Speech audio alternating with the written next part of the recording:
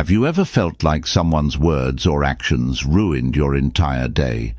Maybe it was a rude comment, a thoughtless gesture, or even just an unexpected inconvenience. It's frustrating, isn't it? But here's the truth. No one has the power to control your emotions unless you let them. What if you could stay calm and unshaken no matter what life or anyone else throws your way? Imagine walking through your day with a sense of peace so strong that even the most irritating situations couldn't rattle you. That's not just wishful thinking, it's emotional mastery. In this episode, we're diving into 10 transformative lessons that will help you stop reacting impulsively, let go of anger, and regain control over your emotions. These lessons aren't about ignoring your feelings or pretending not to care. They're about building the mental strength to navigate life's challenges with grace and clarity. Whether it's dealing with criticism, setting boundaries, or learning to let go of grudges, you'll discover practical tools to protect your peace and live with confidence. By the end of this episode, you'll have the mindset and strategies you need to stay unbothered, even in the most difficult situations. So, if you're ready to unlock the secret to emotional freedom and live a life where no one else can control your mood, let's get started. Your journey to mastering your emotions begins now. 1.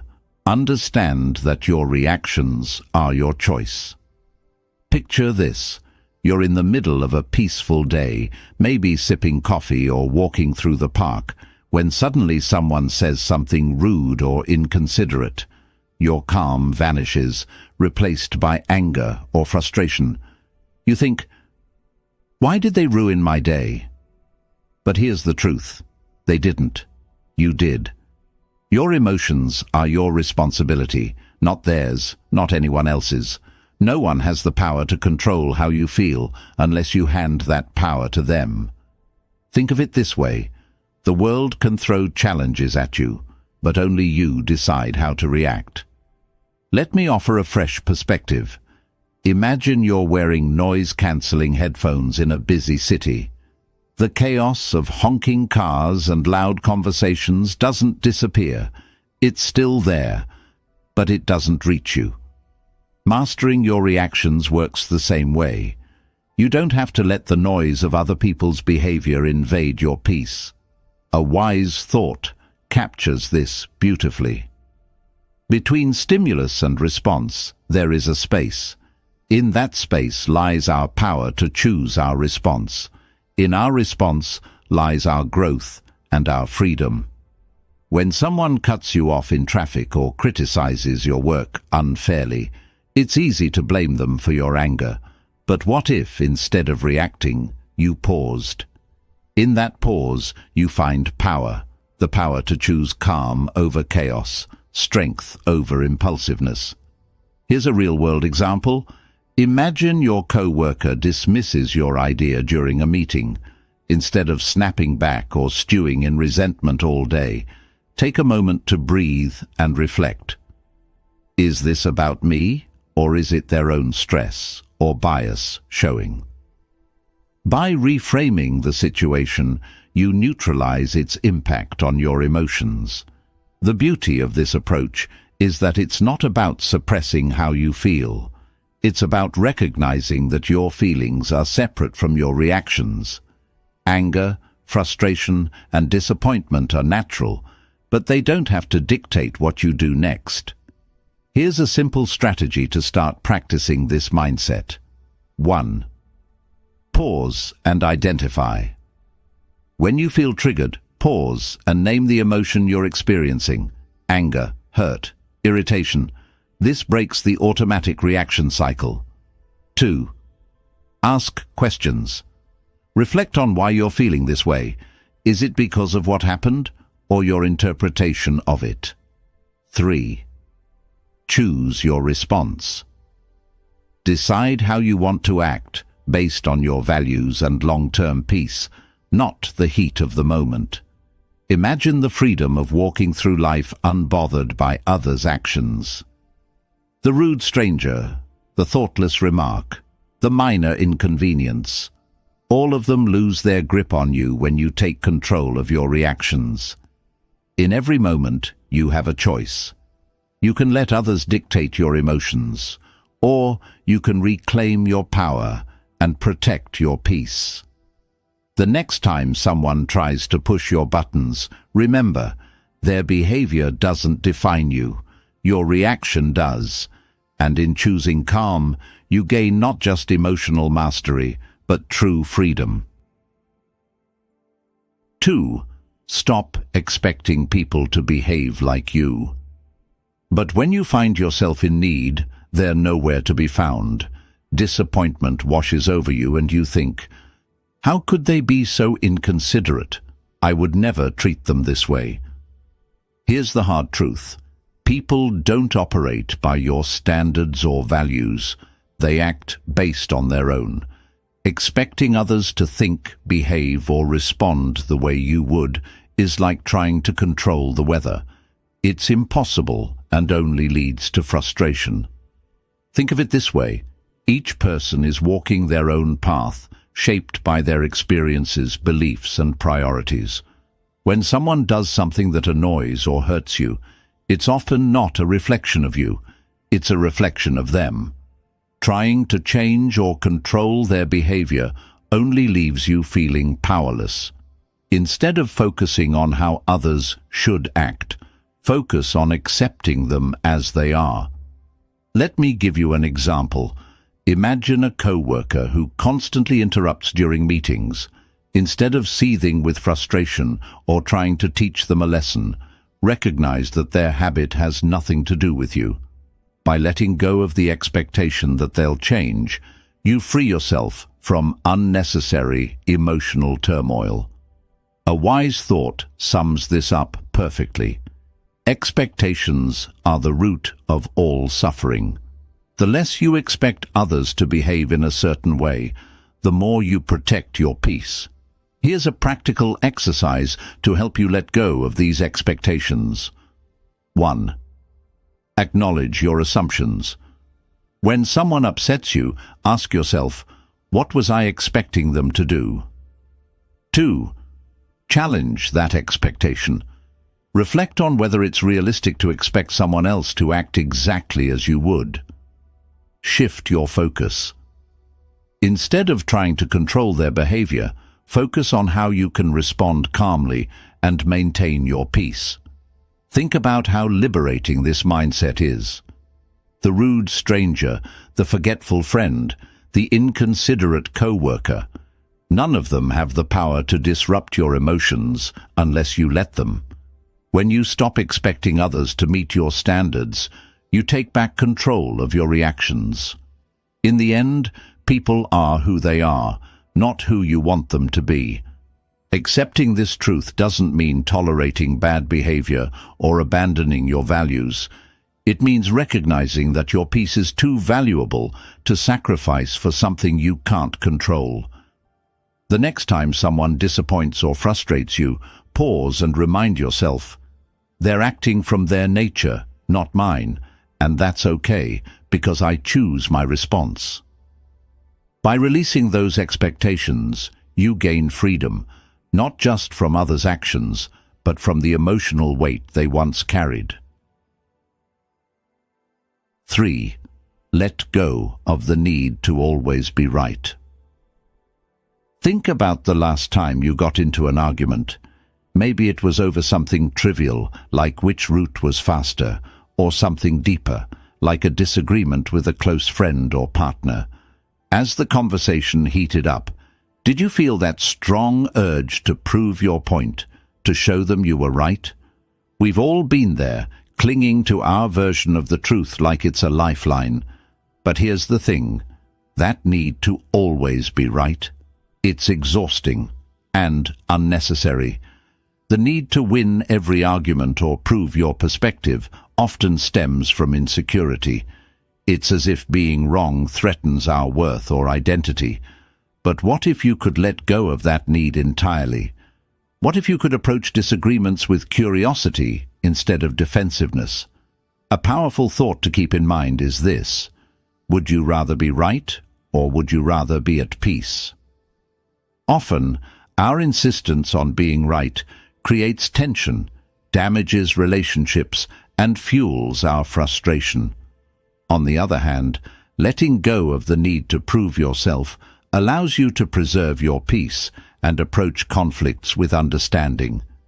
Imagine someone accuses you of something unfair. Your instinct might be to defend yourself, to argue your case, or to point out their flaws in return. But what if you paused and asked yourself, is it worth my energy to prove them wrong? Will this argument change anything important in my life? In most cases, the answer is no. Here's an example. A friend might insist that their way of handling a problem is better than yours. Instead of diving into a debate, you could say, I see where you're coming from, and I respect your perspective. By doing this, you not only diffuse the tension, but also maintain your calm and avoid unnecessary conflict. The Taoist philosopher Lao Tzu offers timeless wisdom. He who is attached to his views will never grow. Letting go of the need to be right doesn't mean abandoning your principles or silencing your voice. It means recognizing that not every disagreement needs a resolution in your favor. It's about choosing when to engage and when to step back. Here's how to start practicing this mindset. 1. Pause before responding. When you feel the urge to argue, take a deep breath and reflect on whether it's worth your energy. 2. Seek understanding. Instead of trying to win, ask questions to understand the other person's perspective. This approach often de-escalates conflict. 3. Pick your battles. Save your energy for disagreements that truly matter, ones that align with your values or affect significant outcomes. Over time, you'll find that letting go of the need to always be right brings immense freedom. You'll start noticing how much lighter and calmer you feel when you stop trying to control every conversation or prove every point. Arguments lose their grip on your emotions because you've chosen peace over pride. Remember, your value isn't tied to winning debates or proving your intelligence. It's in how you carry yourself, how you protect your energy, and how you maintain your inner peace. The next time you're tempted to argue, pause and remind yourself, being right won't make me happy, but being calm will. And in that moment, you'll experience the true power of letting go. 4. Stop letting others' words define your worth. Imagine this. You're excitedly sharing an idea, something you're truly passionate about, and someone interrupts with a dismissive comment. Their words cut deep, and suddenly the confidence you felt disappears. Why does this happen?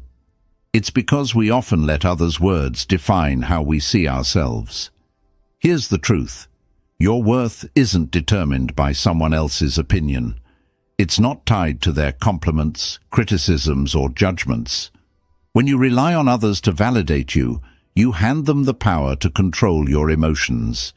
True emotional freedom comes when you take that power back.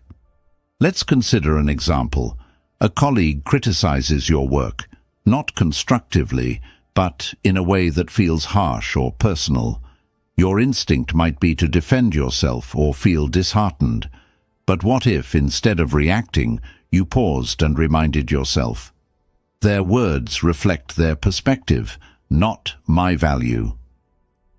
By detaching your worth from their opinion, you protect your peace and maintain your focus. Marcus Aurelius captured this wisdom perfectly. It never ceases to amaze me. We all love ourselves more than other people, but care more about their opinions than our own. This isn't about ignoring feedback or dismissing others entirely. It's about filtering what truly matters. Constructive criticism can help you grow, but unwarranted negativity doesn't deserve space in your mind.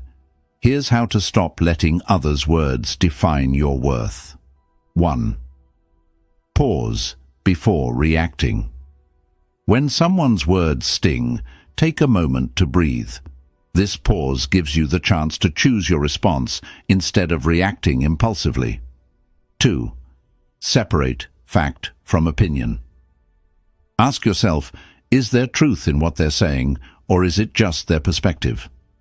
Focus on what helps you grow and let the rest go. 3. Reaffirm your worth. Remind yourself that your value isn't tied to anyone else's approval. Your worth is intrinsic, independent of external validation. Lao Tzu offers another layer of wisdom. Care about what other people think, and you will always be their prisoner. Letting go of the need for validation doesn't mean you stop caring about people. It means you stop caring about opinions that don't serve your growth. By doing so, you free yourself from unnecessary emotional weight. The next time someone's words challenge your confidence, pause and ask yourself, am I letting this define me? Or can I choose to focus on what I know to be true about myself? In that moment, you reclaim your power and remind yourself that no one's words can diminish your value unless you let them. True strength lies not in avoiding criticism, but in knowing your worth regardless of it. When you stop letting others' words define you, you create space for authenticity, confidence, and peace. And that's a life no one can take from you. 5. Protect your energy by setting boundaries. Picture this. A friend calls you in the middle of your busy day, asking for help with something they could probably handle on their own. Or perhaps a coworker dumps a last-minute task on you, assuming you'll say yes. You feel the weight of obligation, but also the frustration of knowing this will disrupt your plans. Why is it so hard to say no? Here's the truth. Protecting your peace requires setting boundaries, and boundaries aren't selfish. They're necessary. Without them, you let others dictate your time, energy, and emotional well-being. Saying yes to everyone else often means saying no to yourself. A powerful reminder comes to mind. You can't pour from an empty cup. If you're constantly giving without protecting your energy, you'll find yourself burned out, resentful, and disconnected from your own needs. Boundaries are how you safeguard your emotional freedom while maintaining healthy relationships. Think about this. When someone oversteps your boundaries, it's not their fault. It's yours for not clearly defining and upholding them. People aren't mind readers, and unless you communicate what you're okay with, they'll continue to push, often unintentionally. Setting boundaries is a form of self-respect, and it also teaches others to respect you. Here's an example. Imagine you're always the person friends come to for advice, even late at night. You want to be supportive, but it's draining your energy. Instead of silently resenting them, you could say something like, I care about you, but I need to keep evenings for myself to recharge. Let's talk tomorrow instead. This approach is firm yet kind, and it protects your peace without damaging the relationship. Epictetus reminds us, freedom is the ability to live as we wish. Living freely doesn't mean ignoring others' needs. It means deciding where your energy is best spent. Boundaries let you choose your priorities and ensure you're not giving more than you can handle. Here's how to start setting boundaries effectively. 1. Be clear and honest. Communicate your limits calmly and directly. People are more likely to respect boundaries when they understand them. 2. Use I statements. Focus on your needs rather than blaming others. For example, say, I need some quiet time after work. instead of, "You're always bothering me." 3. Stick to your boundaries. Once you set a limit, uphold it. Consistency shows others that you're serious about protecting your space. Lao Tzu offers another perspective. He who knows when to stop does not find himself in trouble. This wisdom reminds us that knowing your limits and respecting them prevents unnecessary stress and frustration. Boundaries aren't walls to shut people out. They're bridges to healthier, more balanced relationships. The next time you feel overwhelmed or taken for granted, pause and ask yourself, have I communicated my needs clearly? Am I honoring my own boundaries? By setting limits, you free yourself from unnecessary obligations and reclaim your energy for what truly matters. Remember, you're not responsible for managing everyone else's feelings or fixing their problems. Your primary responsibility is to yourself, your peace, your time, and your emotional well-being. So, protect your energy, set your boundaries, and watch how much lighter and more in control you feel. Because when you prioritize yourself, you give the best version of yourself to the world. 6. Detach from the opinions of others. Imagine this. You share an idea you're proud of with a group of people, but instead of support, you're met with criticism or indifference. That sting of disappointment? It's real, and it can spiral into self-doubt. But here's a question to ask yourself. Why does their opinion carry so much weight? The need for approval is deeply ingrained in us, but relying on external validation is like chasing shadows. You'll never truly catch it. Emotional freedom begins when you stop letting the opinions of others define your worth. Think of it this way.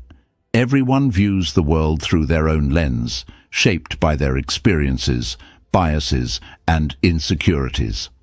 What someone says about you often reveals more about them than it does about you.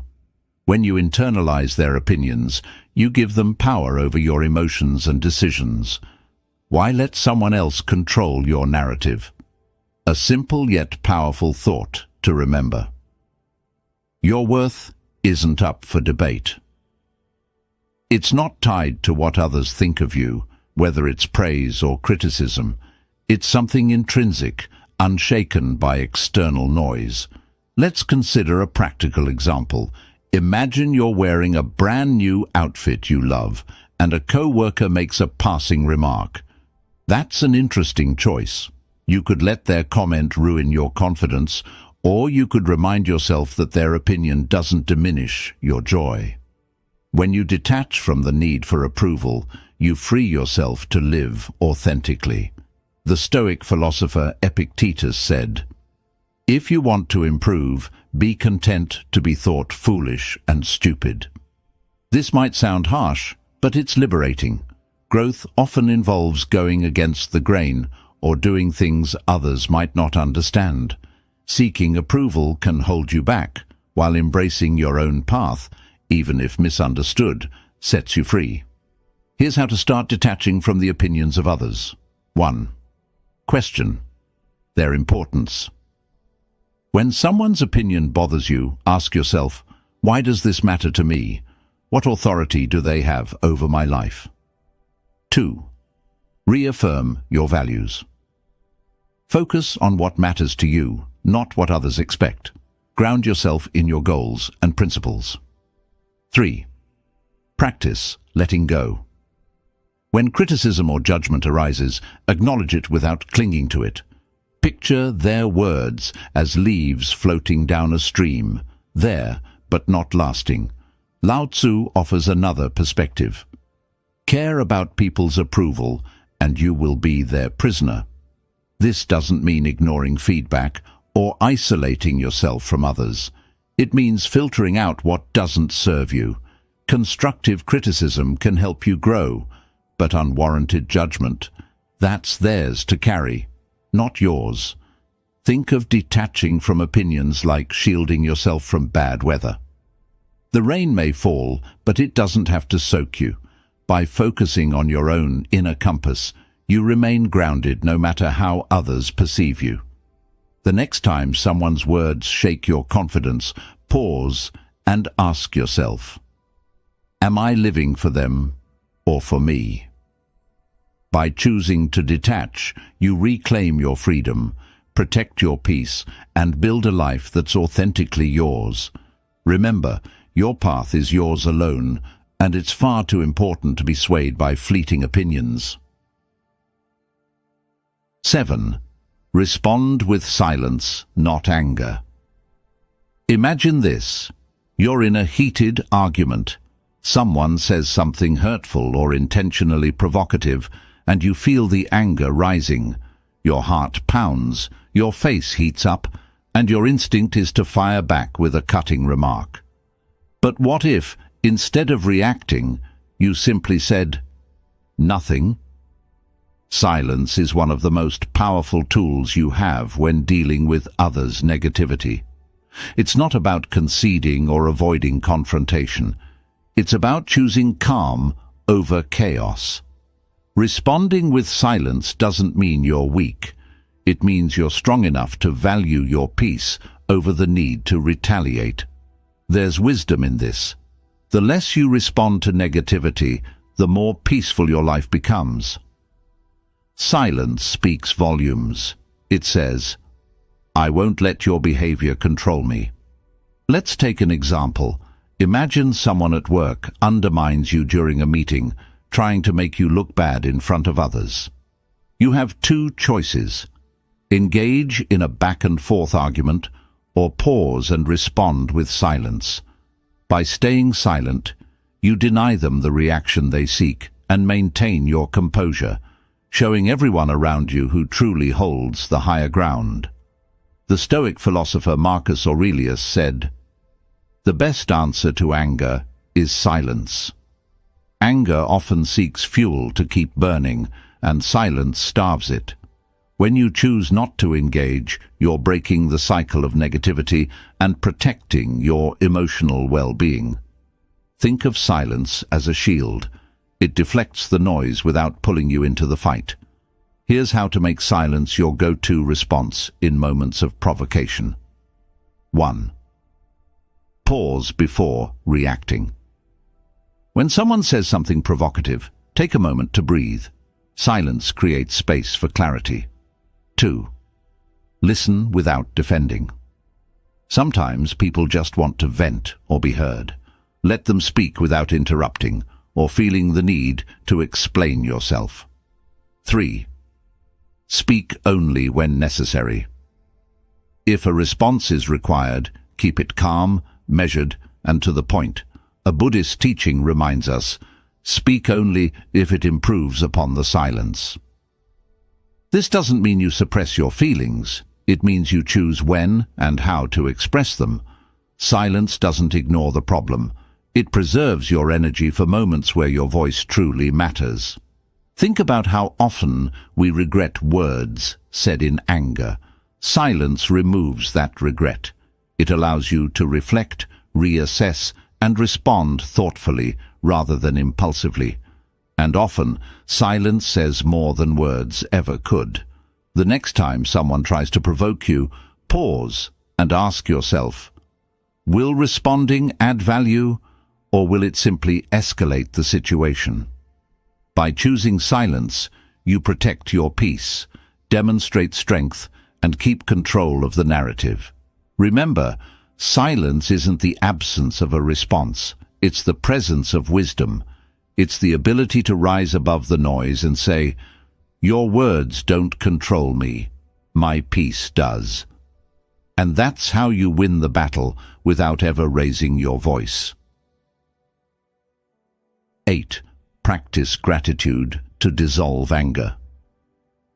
Imagine you're having one of those days where everything seems to go wrong. Your plans fall apart, someone makes a rude comment, and the smallest inconveniences feel unbearable. Anger starts bubbling up and you think, why does everything have to be so difficult? Now pause.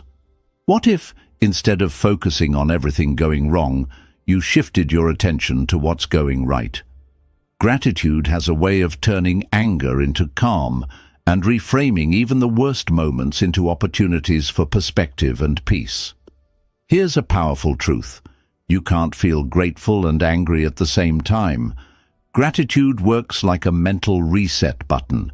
It pulls you out of the spiral of negativity and reminds you of the good that still exists, even in frustrating situations. Take a simple example. You're stuck in traffic, running late to an important appointment. Instead of fuming at the cars ahead, try this. Take a deep breath and think of 3 things you're thankful for. Maybe it's the fact that you have a car, the opportunity you're headed toward, or even just the music playing on the radio. It might sound small, but this shift can transform your emotional state almost instantly. The philosopher Cicero said, "Gratitude is not only the greatest of virtues, but the parent of all others." Gratitude doesn't just dissolve anger, it builds resilience, fosters patience, and helps you focus on what truly matters. It's a tool you can use anytime, anywhere, to protect your peace. Here's how to make gratitude a daily habit. 1. Pause and reflect. When anger starts to rise, take a moment to breathe and ask yourself, what's one thing I can be thankful for right now? 2. Keep a gratitude journal. At the end of each day, write down 3 things that went well, no matter how small they seem. This trains your mind to look for the positive. Use gratitude as a reframe. When faced with a challenge, think about what you can learn or how the situation could be worse. Gratitude often comes from recognizing what you still have. For example, let's say someone criticizes you harshly. Instead of letting anger take over, try reframing it. I'm grateful for the chance to learn from this feedback, even if it wasn't delivered kindly. This doesn't excuse the other person's behavior, but it keeps you in control of your emotions. The Buddha reminds us, let us rise up and be thankful, for if we didn't learn a lot today, at least we learned a little. And if we didn't learn a little, at least we didn't get sick. And if we got sick, at least we didn't die. So, let us all be thankful. Gratitude shifts your focus from what's lacking to what's present. It's not about denying frustration or anger. It's about choosing to prioritize what uplifts you over what drags you down. The next time you feel anger creeping in, pause and ask yourself, what can I be thankful for in this moment? You'll find that gratitude doesn't just dissolve the anger, it replaces it with calm, clarity, and a sense of control. And in those moments, you'll realize that peace isn't something you find, it's something you create. 9. Reframe criticism as a tool for growth. Imagine this. You've just shared an idea you're proud of, maybe at work, with friends, or online, and someone immediately shoots it down with harsh criticism. Your first instinct? Defensiveness, maybe even anger. It's natural to feel this way when your efforts are met with negativity. But what if you could reframe criticism, seeing it not as an attack, but as an opportunity to grow? Criticism, no matter how it's delivered, holds value if you're willing to look for it. It can show you blind spots, challenge your thinking, or push you to improve. When you shift your perspective, criticism stops being a source of frustration and becomes a tool for self-betterment. Here's an example.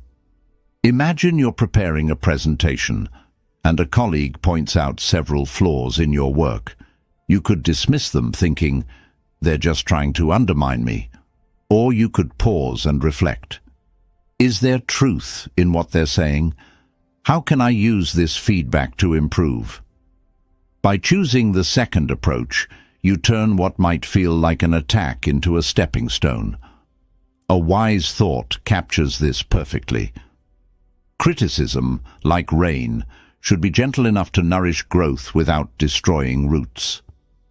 This doesn't mean all criticism is valid or worth your attention.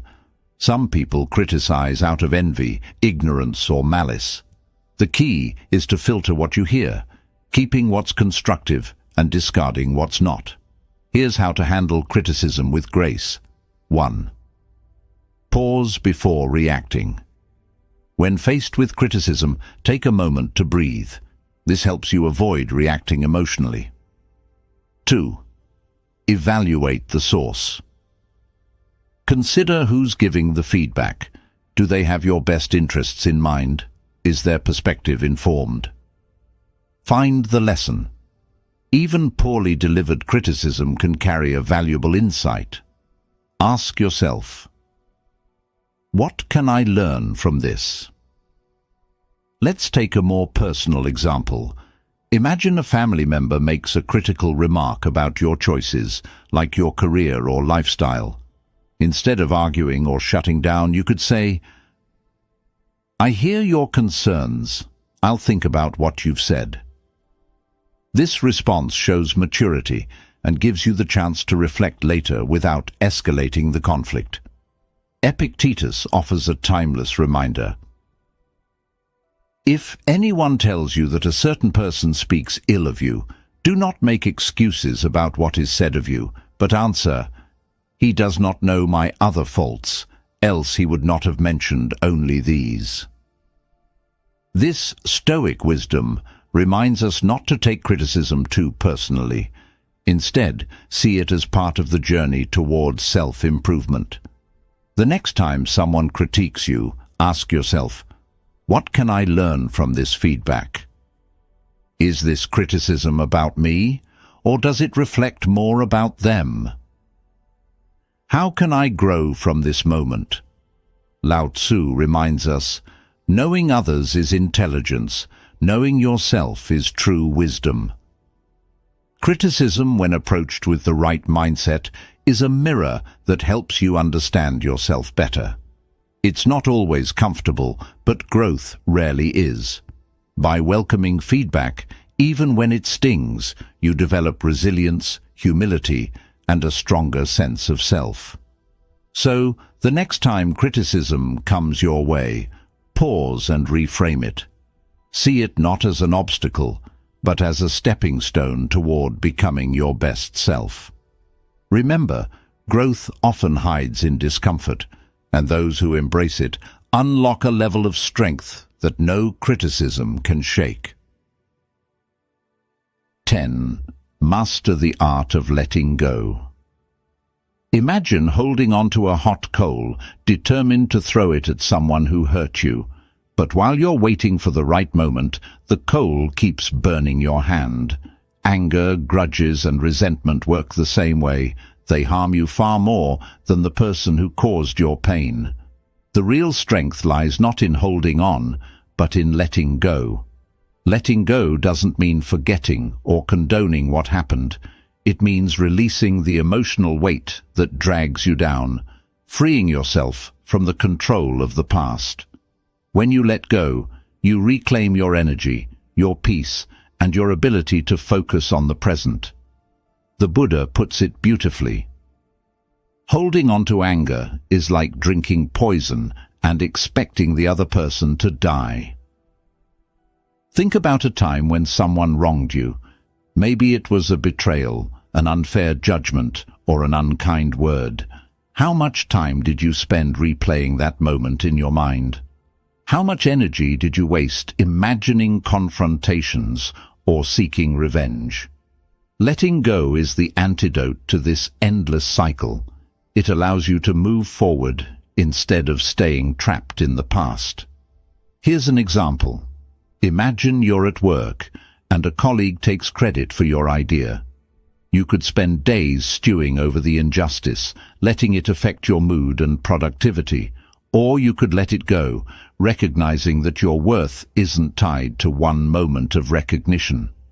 By choosing the latter, you protect your peace and focus on what truly matters, your growth and future opportunities.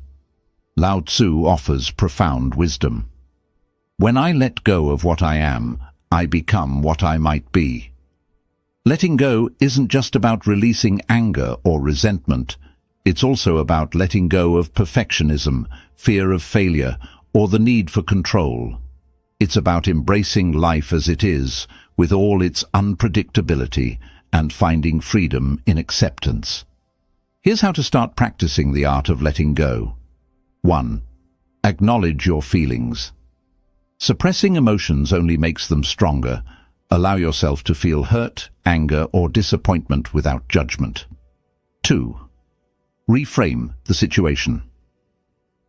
Ask yourself, what can I learn from this experience? How can I grow stronger because of it? 3. Focus on the present. Letting go is a choice you make for yourself, not for the other person. Shift your attention to the here and now, where your power lies. Think of letting go like releasing a balloon. The longer you hold onto it, the more it strains your hand. But when you let it float away, you feel lighter and freer. Life becomes less about what happened and more about what's possible. Marcus Aurelius reminds us, do not be disturbed by what is outside your power. Let it go, and you will find peace. This doesn't mean letting people walk over you or ignoring injustice. It means choosing where to direct your energy. By letting go of what you can't change, you create space for what you can, a brighter, calmer, and more fulfilling life. So the next time you find yourself clinging to anger or regret, pause and ask yourself, is this worth my peace? What would my life look like if I let this go? The answer will guide you toward emotional freedom, because true strength isn't in holding on, it's in knowing when to release. And when you do, you'll discover that the lighter you feel, the stronger you become. And there you have it, 10 powerful lessons to help you master your emotions and stay unbothered no matter what life throws your way. These aren't just ideas, they're tools you can use every day to protect your peace, build resilience, and take control of your reactions. Remember, the goal isn't to suppress your feelings or become indifferent. It's to respond to life's challenges with clarity and strength. Emotional mastery isn't about what happens to you. It's about how you choose to react. The power to stay calm, centered, and free lies entirely in your hands. As you move forward, take these lessons with you. Practice pausing before you react. Set boundaries that protect your energy, and let go of the things and people you can't control. Each time you choose peace over anger, you take one step closer to living the unshakable life you deserve. If you found value in this episode, don't keep it to yourself. Share it with someone who might need a little extra calm in their life. And if you have your own tips or experiences about staying unbothered, I'd love to hear them. Drop a comment below. Thank you for joining me on this journey. Remember, emotional freedom isn't a destination, it's a practice. So keep showing up for yourself, stay mindful, and keep growing stronger every day. Until next time, take care and stay unbothered.